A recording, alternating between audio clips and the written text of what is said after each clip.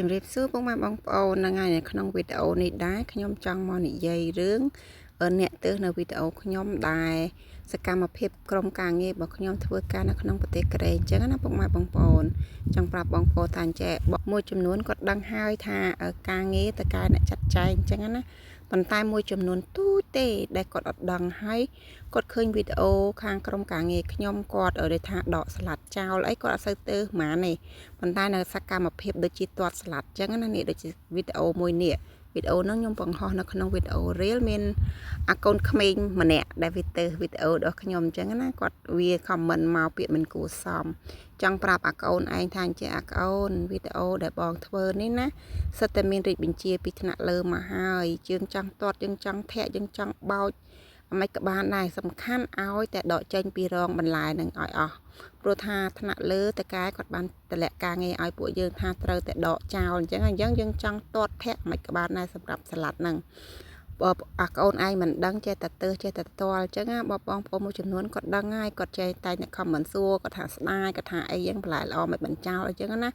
នឹងបងប្អូនដែលគាត់គិតវិជ្ជមានប៉ុន្តែអាអ្នកទើសដែលមិនគួរទើសណាចេះតែ comment មកអីអញ្ចឹងទៅជេរគេជេរអីនៅក្នុងវីដេអូរបស់គេបើមិនពេញចិត្តទេអាកូនឯងអូវីដេអូបងចេញទៅអាកូនព្រោះថាបងមើលទៅអាកូនឯងនៅក្មេងនៅស្ទើរណាប្រហែលជាទៅ10ឆ្នាំជាងអីទេអូនឯងមកជេរប្រមាថអ្នកដែលមានអាយុច្រើនបាបណាអូនបើអូនមិនពេញចិត្តអូនរំលងទៅព្រោះថាការងាររបស់បងធ្វើតែតាមថ្នាក់លើគាត់ចាត់ចែងទេអញ្ចឹងហើយយើងធ្វើមិនធ្វើទៅឲ្យតែបន្លែហ្នឹងដកសម្អាតអស់ពីក្នុងរោងគាត់ចង់ទាត់ចង់ធាចង់បោចក្បត់ចោលក៏វែងចោលយ៉ាងមិនក្បានដែរស្រេចតែពួកបងជាអ្នកចាត់ចែងអញ្ចឹងព្រោះថា